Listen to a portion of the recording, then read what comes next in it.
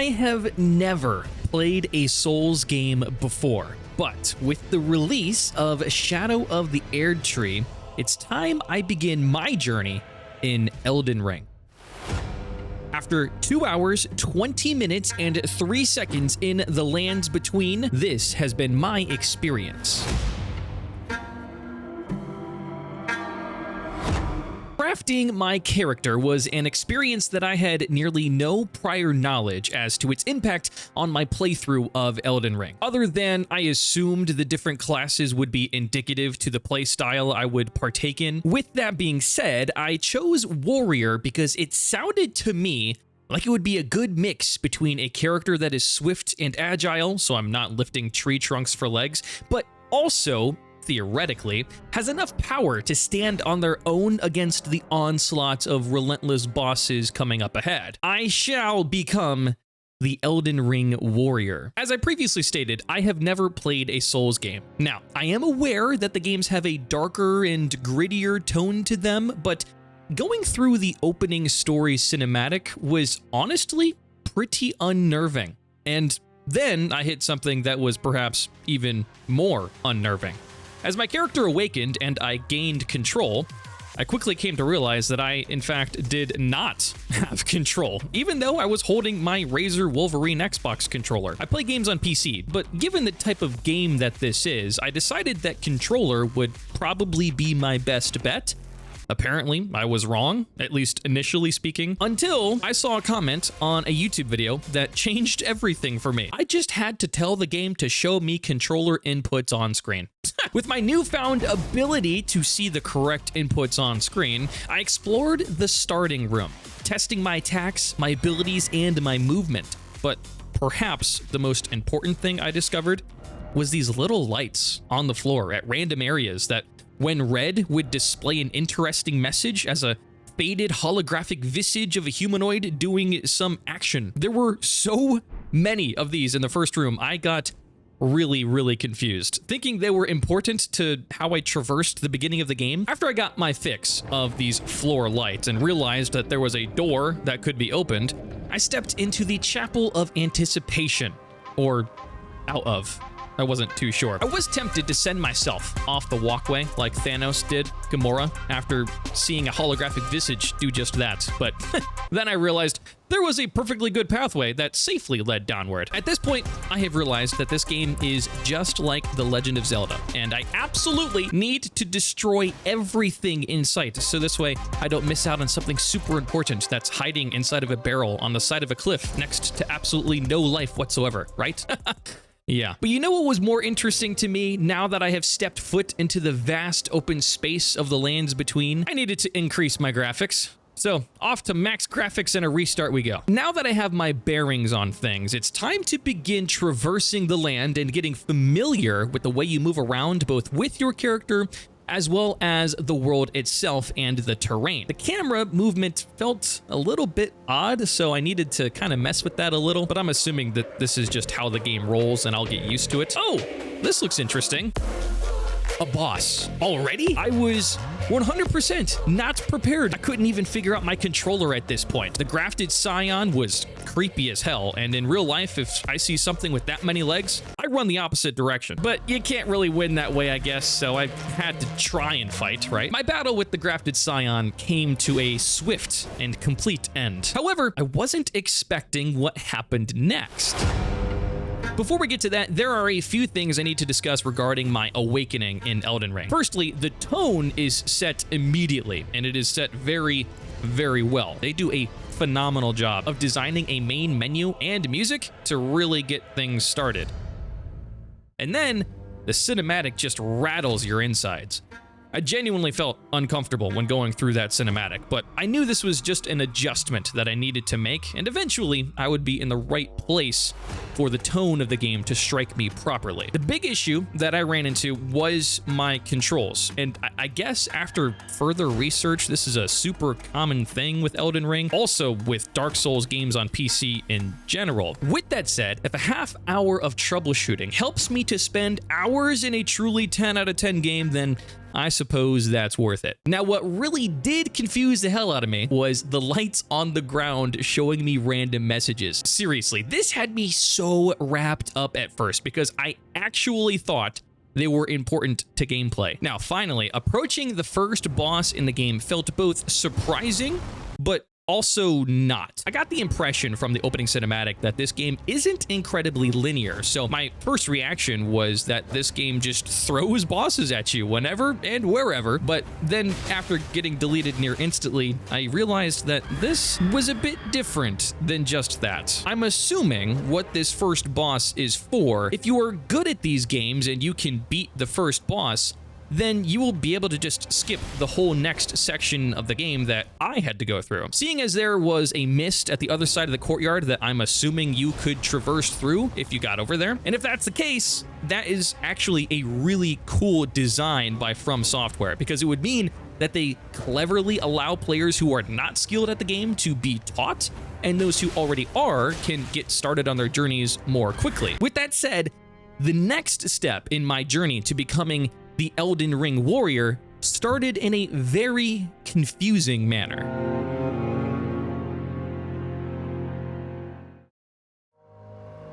Next thing I know, I'm knocked out in a pool of water with a creepy, soft voice talking about how fortune is on my side. Don't worry, Torrent. Fortune is on his side. Not gonna lie, doesn't really feel like it right now. I mean, I'm basically dead, right? She said something about the Golden Order. Gonna assume that's important for the future. All right, now I've awoken up yet again, and I am greeted with a flask of crimson tears. Now, my gamer senses are telling me I will become best friends with this flask throughout my time in the lands between. On to the next step in my journey, where I have to jump off the cliff into the Cave of Knowledge. All right, what the heck?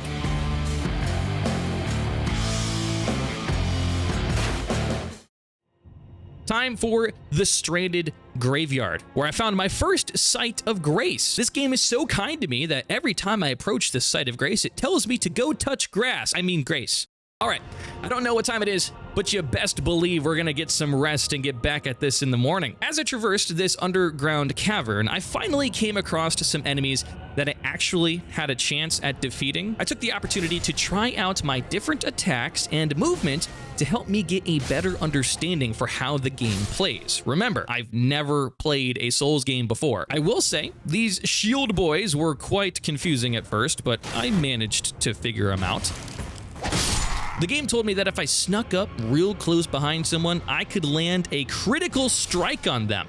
I don't think it worked. Okay, the game is telling me that if I die, I'll go back to a stake of Marika. I wonder why they're telling me that. Oh, that's why. I've entered into another boss battle. At least at this point, I feel a bit more prepared after fighting those basic boys back there, but I am honestly still really nervous to face off against the Soldier of Godric. He may not have massive legs, but he does have a massive sword, and I can't figure out which way to dodge, especially since he can lunge super far. Oh my god. This is my second death so far, and I am not about to let it be my third so quickly. But damn, this dude hits like a truck with a massive sword. I kept trying to figure out what was the best direction to dodge, but I was struggling. At least I got him to half health before being felled again. Third time's the charm, right? Coming out the gates, I dodged in the correct direction this time so that he didn't hit me with his lunge once again. I think I'm starting to figure it out. I feel like if I can avoid his lunges, then I should be able to land some attacks on his weak side. I kept doing that, and it worked. My first enemy felled. You know what we have to do. Soldier of Godric, you are mine. Honestly, this felt so good after the ass beating I took with the first boss. Being able to figure out this boss in such a short amount of time made me feel much better about my chances in Elden Ring. With that said, I have completed the Stranded Graveyard, and it is time I now once again step foot outside, and this time into Limgrave. I was once again invited to touch grass, which I was very appreciative of. But as I gaze out into the landscape, I am in awe at both the beauty and the horror set before me. The individual who looks like a very stand-up citizen straight up told me that I am maidenless? I'm sorry, what does my relationship status have to do with my success in Elden Ring? As I was running through some foliage, it told me that I could acquire materials. That's what I like to do in my open world games. Gather as much materials as possible just to never actually use them. I found this interesting figure in the ground that is called a summoning pool. Apparently these are used for multiplayer purposes. I'm gonna be honest, I had absolutely no clue this game had multiplayer until I started playing. I noticed this big fella on a horseback off in the middle of the valley, and I'm not sure if I'm supposed to approach them or not. I know for a fact that if they're a boss, I'm gonna get tanked instantly, but I also don't know where to go, so this is quite the predicament. If I check my map, I am greeted with more confusion. I see these little bits of light that are supposed to be showing me the direction of something, and it leads me right to the horse guy. I guess we should try and approach him? Oh no, immediate regret. He and his horse are both gold-plated with the biggest staff I've ever seen. He swung so hard at me, I felt like a white ball at Top Golf. Needless to say, that did not go according to plan. They didn't even feel remotely close to my level, so I'm going to assume that I don't need to approach them yet. I know this game is very open-ended, so I don't think I have to face them right now. With that said, I decided to move on and see if there was something I could do right now instead. I found myself at the Church of Ella, which has certainly seen better days, but now I have unlocked fast traveling. Also, why is everyone telling me that I am tarnished? What does that even mean? See, there's that light again. I still don't understand what it means, but I guess I will try and follow the general direction.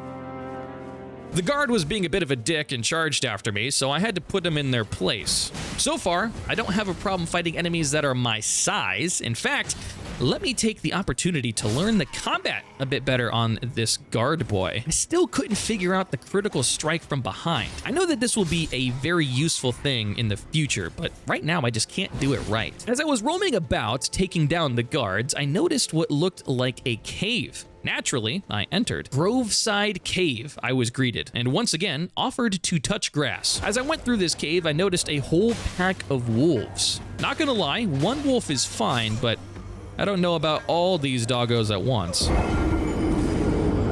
It seems that I can one-shot the wolves with my spin attack, so let me start that way. As I kept fighting my way through the wolves, I got to what I am assuming is the alpha, and they didn't go down so easy. My new plan is to take down a couple quickly and then prepare myself for the big guy. I want to use my jump attack.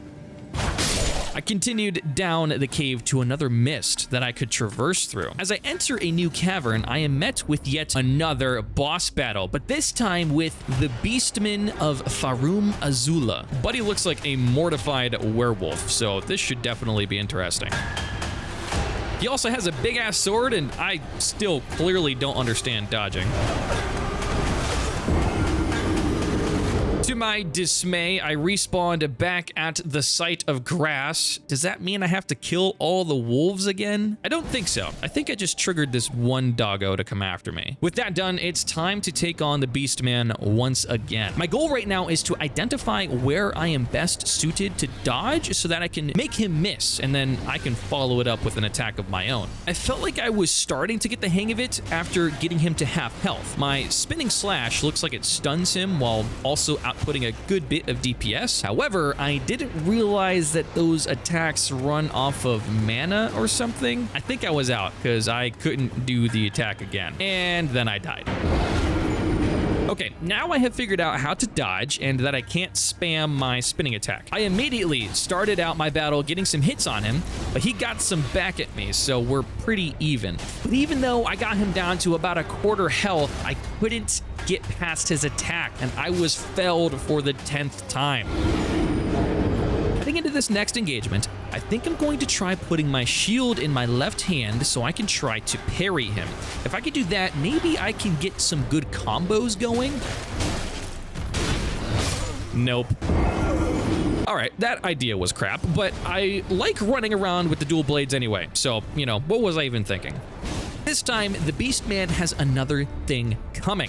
I know exactly what to do. Go back to what already worked and just make sure that I execute. And we did just that. What I didn't realize here though is that once he starts a combo attack, he always finishes it. Just like that, I took a major hit. But I followed back with an onslaught of attacks on my own. I took this opportunity to whip out my flask of tears to give myself some final insurance. I did not make the same mistake as last time, and I made sure he did not finish his combo on me, and I took advantage to strike.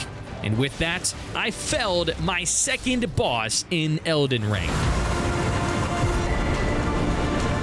Beastman of Farum Azula, you are mine. Man, that felt really good. I learned a lot from my multiple deaths attempting to take him down, and I will say that I feel much stronger about my chances in the lands between. But before continuing, I want to address a couple of things regarding where I am so far on my journey to becoming the Elden Ring warrior.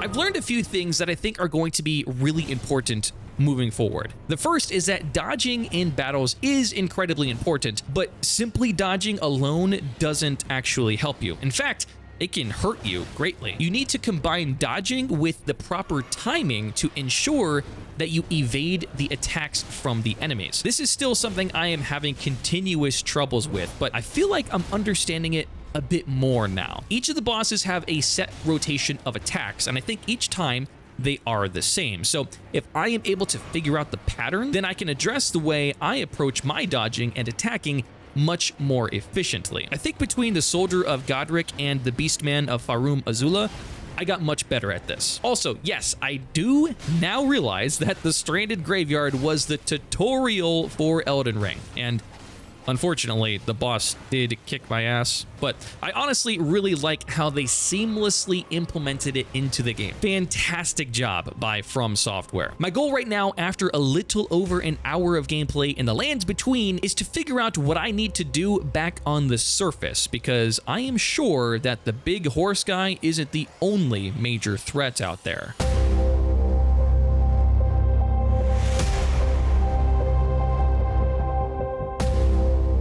Making it out victorious over the Beastman of Farum Azula gave me a newfound confidence for my future expedition in the lands between, and now I was prepared to stop at nothing to become the Elden Ring warrior. Next stop on my journey was to try and figure out how to hit someone from behind with a critical strike.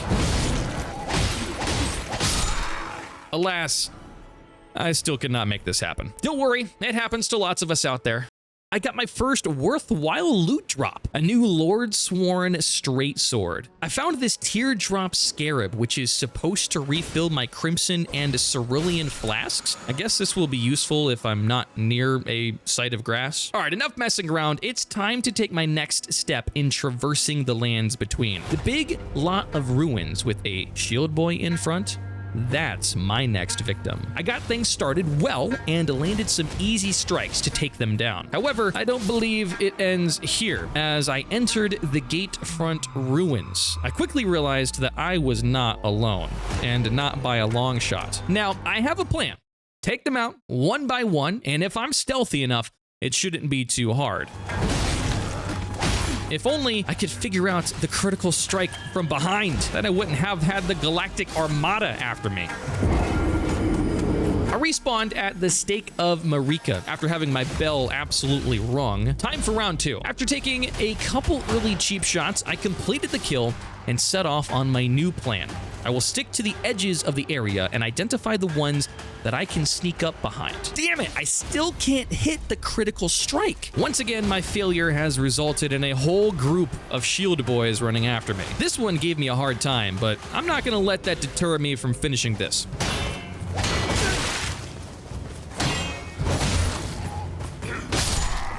I noticed a really tall fella walking in the middle of the road. I'm assuming that that is the boss of this region.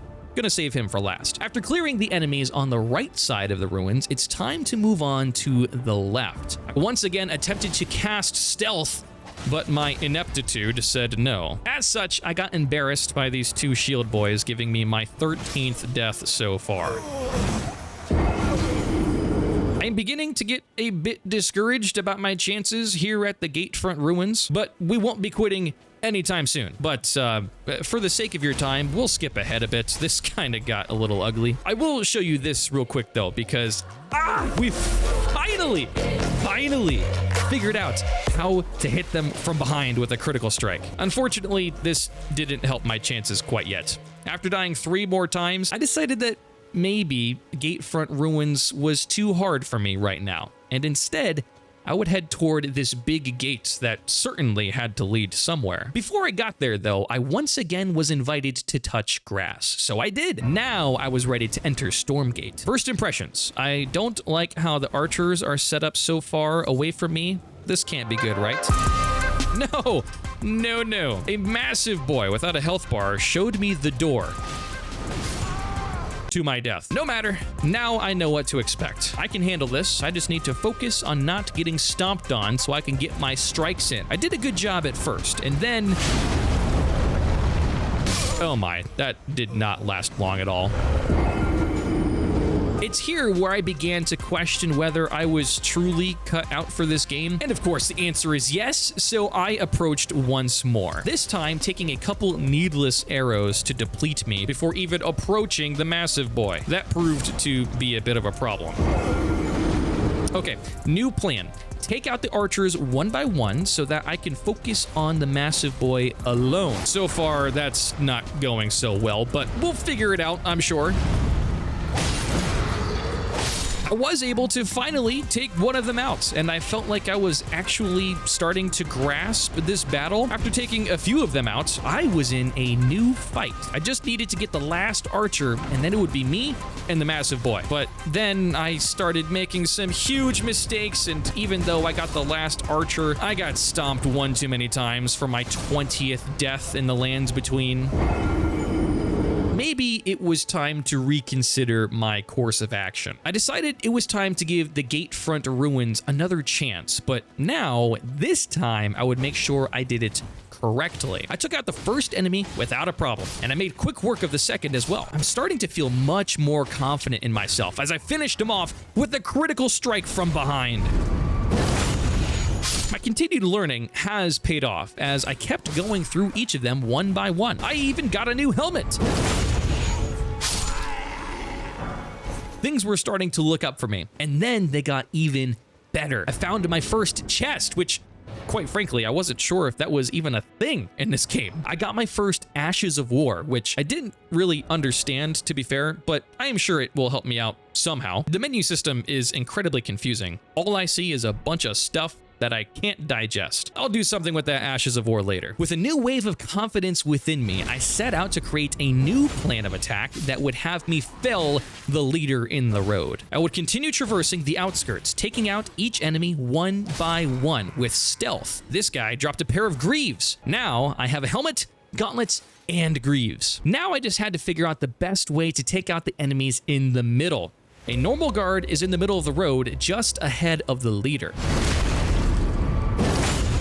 Critical strike. I thought for a moment that maybe I should go touch grass, but then I realized that if I did that, I would certainly lose all of the progress that I just completed. As I waited for the leader, I found a map of Limgrave. Hopefully, this means that I won't have to look at a brown, empty landscape anymore. As I prepared to take on the leader, I wondered if it would be possible to land a critical strike from behind on him. Seeing as he is clearly a mini-boss of some kind, I wasn't sure if I could do that, but I gave it a shot, and it worked. Just like that, I have the upper hand. I landed a couple more strikes, but it was a back and forth battle. The leader was no slouch, and after being dropped to low health myself, I landed one more attack of my own, and finally felled him. Gatefront Ruins mini-boss, you are mine. You know what we have to do.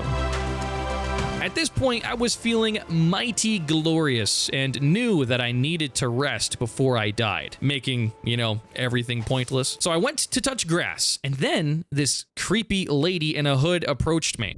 Greetings, traveler from beyond the fog. She called herself Melina, and with her one eye proceeded to tell me about how I am maidenless. I am afraid are maidenless. Again? She told me about these finger maidens who serve 2 fingers to aid the tarnished, which apparently I am that as well. To top it all off, she offered to be my maiden. At least she gave me something really cool, my own steed named Torrent. I guess she isn't so bad if she's just out here giving me my own horse. She also gave me the ability to level up my character. Now we're talking. I clearly need to be a bit stronger here in the lands between, so I decided to go the route of increasing my strength because I just felt so underpowered against some of the enemies so far. I also finally figured out how to add my Ashes of War to my sword.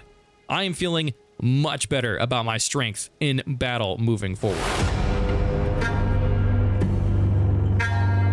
Before we get to that, I want to reflect on a few things that plagued me in this course of time in Elden Ring. Following my engagement with the Beastman of Farum Azula, I felt like I had a better understanding of how to fight in the game, utilizing my mobility and my different attacks to disrupt the enemies so that I could land some blows. However, one thing I'm learning is that each enemy type is very different in the way that they approach the fight with you. Additionally, there are certain ways that I can approach the fight that differ from how I should approach others. I began to learn this as I continued on with my attempt at claiming the Gatefront Ruins. With that said, I am absolutely kicking myself that I didn't understand how to land the critical strike sooner. I would have saved myself so much time and effort if I had simply gotten a little closer to the enemy and just held down my RB button. The whole time I was thinking that it was just an automatic thing that happened if I simply hit my RB attack when behind them. I had no idea that you had to hold it down. While that is a very frustrating thing that I couldn't figure out sooner, I am so glad that I finally did, as it made taking down the enemies in the Gatefront Ruins way easier. Now that I have talked to Melina, I've gotten my steed, I have leveled, and I've applied my Ashes of War. I know that I am absolutely ready to continue my journey in the lands between as I seek to become the Elden Ring warrior. Thank you so much for watching the video today, guys. If you enjoyed it, I ask you to please subscribe. The next video on this channel, I will be taking a further step in my journey in Elden Ring. And if you are at all interested, I also have another video that I'd love for you to check out now on screen. I will see you guys in the next one.